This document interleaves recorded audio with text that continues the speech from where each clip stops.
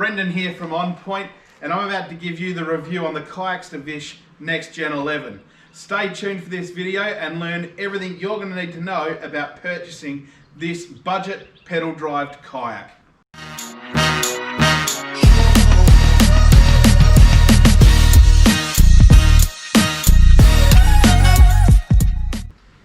So we've done the review on another one of the kayaks from this particular distributor, if you wish, of the Orca, and unlike the Orca, we've been a slight bit happier with this one. Now this has still got its pros and its cons, which we're going to run you all through. However, don't expect a massive unhappy sledge on this one, because this kayak, believe it or not, has reasonably impressed us.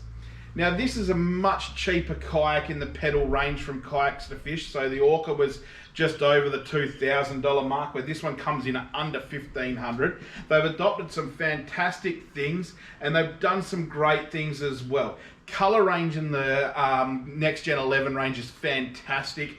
And what probably stood out first to me when I first ever saw this kayak was the hull shape. Now the hull shape on this kayak, it's quick through the water and it's super stable. And it's so valuable to have those two contributing aspects when you are out kayaking, okay? Now, once again, you go down to the factory and don't expect that showroom that I've spoken about before, because you're simply not going to get it. You are going to get, once again, kayaks wrapped in Glad wrap, if you wish. Look, let's just not go into that. We've covered that before. But let's get to the part of this kayak which I think everyone is going to find the most interesting and want to know the most about, which is the drive system that it adopts. Now, this is a drive system that is going to look so familiar to the greatest range of kayaks going around, in my opinion, which is the Hobie kayaks. Okay, so Next Gen or Kayaks2Fish have brought out their version of the Mirage Drive. Is there anything different between the Mirage Drive and the Kayaks2Fish version? Honestly, after owning, I'd say close on 6 Hobies now, the original Mirage Drive is absolutely no difference to this. In fact, I've even put Hobie parts onto this to see whether it was all interchangeable, and it most certainly was. This drive is not clunky. It is not rubbish. It is absolutely fantastic. How they can be building this particular Mirage Drive, I'm calling it a Mirage Drive, but let's call it a pedal drive, for this kayak is beyond me for the price that you can pick these kayaks for. Once again, I'm going to say it, this drive is absolutely brilliant. Doesn't make noises, it's beautiful and whisper quiet, and you can sneak into those places wherever you want. Now this must have something to do with, of course, Hobie's patent lapsing on their original Mirage Drive, which is why you see all the newer Mirage Drives that Hobie is bringing out. But anyway, China jumped on this, I'm sure, and thought it was had a field day with it and thought it was bloody Christmas. With the way that the drive mounts inside this kayak, quite the opposite. We'll get this thing out. It mounts in this big chopping board block sort of looking apparatus. It doesn't have any locking pins in to hold the pedals down. It slots in, goes into, as you can probably see here, these tiny little grooves, and that's what holds the Mirage Drive in. Now, has it failed on me? Absolutely not. In fact, this has still gone well. But it's not a refined system, and I'm someone who, look, you know, to be honest with you, it's not hard to put a couple of clips in here and make it a little more refined and a little bit more appealing to the market. But that's okay. What I'm going to do is I'm going to take you off that tripod now. We're going to go through the starts to finish of this kayak and really run through. So I can't really do that whilst you guys are over there. Look, I'll see you in the next in the next shot, and we'll be on the kayak. So starting from the front of this kayak, you're going to see this little storage bin here. All it's got is, of course, your bungee cords over the top. There's no other protection to keep your gear in there. There is no hatch lid or anything, but that's okay.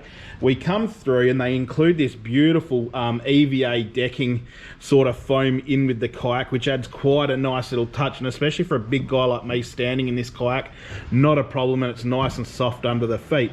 I don't understand why they put these adjustable foot holders there. Look, maybe it's for if you have the desire to pedal this kayak, but I don't see why you would. We come down, you got beautiful, look, beautiful little mounting tracks there, which fit a wide range of gear. Of course, you've got all your bungees here to hold stuff into place. We have a fairly generous center hatch here with, of course, just the standard gear holder, which you'd find in any kayak. Now keep in mind, this is not a sealed hatch at all. There is no rubber O-rings here to hold anything into place, and it does leak like a sieve. You will lose gear in that. We've got the handle system here for the steering, which, you know what, it's kind of nice and large to grab, but having that the handle that the Hobie has on top there to grab would be just a lovely little feature. The seat mounting, just like the Orca, is the same system, which is on sliding rails, so you can adjust your length forward and back on that, as well as, of course, on the drive system. Now, keep in mind, this also doesn't fit well, just like the Orca. It is a bit, you know, a bit how you're going. The seat is a lovely, lovely seat. I mean, this is comfortable as you like, built nice and strong, probably never going to break, I hope. We come down to the rod holders. They got beautiful caps on them here to keep the water out of them and so forth. Nice little lanyard holders here to, I suppose, to strap your gear down to. However, they are plastic, so I wouldn't be trusting it on anything bigger than a herring. You will notice that, of course, all the brass here is starting to corrode. Now, this kayak does get washed, believe it or not. It's just come back from a trip from Harvey and Waroona, so that's why there's a bit of rubbish in it still. We come back down to the back, and we have got a really nice, generous storage area here, cargo area.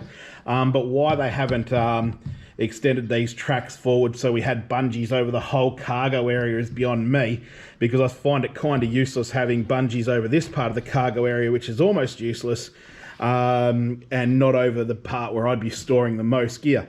Now we come to the steering system, which goes away from Hobie, and we bring in a touch of native watercraft. Okay, so we'll just go to underneath here, and you can see you've got your rudder. It doesn't cock up or down or anything. It's just a simple rudder there. Now, the problem we have found with having the rudder like this, of course, is when the kayak is placed flat on the deck, the rudder does hit the ground and do all sorts of things. Now, we were going to build an upgraded rudder for this, because it is very flexible and flimsy and doesn't really push water that well for us.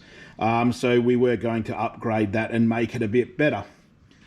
Now, we'll switch it back around, and I'll have a bit more of a chat to you about the rest of the kayak. So we've gone through almost all the kayak. Now, I know I said there was going to be pros and cons, and here is the con. Well, or is it a con? It depends who you are. Have you ever bought a kayak with a built-in waterfall? No? Well, we have. And this is it. A built-in waterfall, you ask. Let me show you.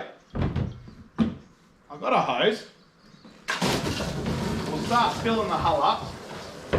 And I'm going to show you how to turn a Kayaks2Fish Next Gen 11 into a beautiful water feature.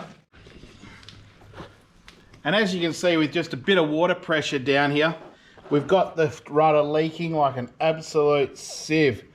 Now, when you think that this part of the kayak spends the majority of its life on water level or just under, you can understand why that's really not an appropriate or an acceptable thing on a kayak.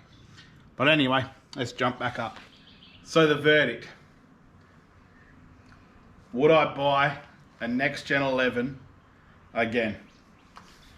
Look, if you've got the time to meticulously go over this particular kayak, fix the rudder system and so forth, then I'd say, yeah, look, for $1,500 is actually a pretty good buy. For all the cons, I'd imagine that the rudder's only going to be something simple like an O-ring or so forth. However, look, my personal opinion is it's not acceptable coming out of a factory, but some people probably wouldn't mind tinkering around with it.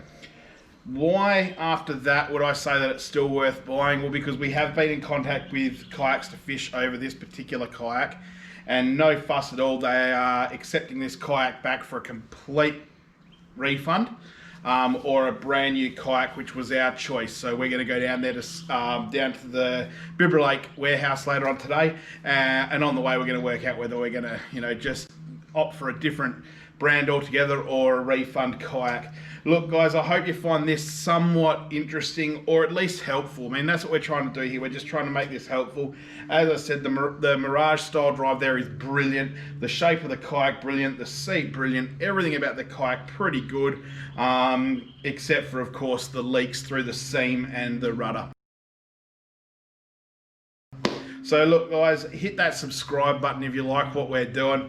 If you want to hear more reviews, and I'm talking honest reviews because we don't cloud things, let us know, and we will get that done too. So until next time guys, safe adventures and happy hunting.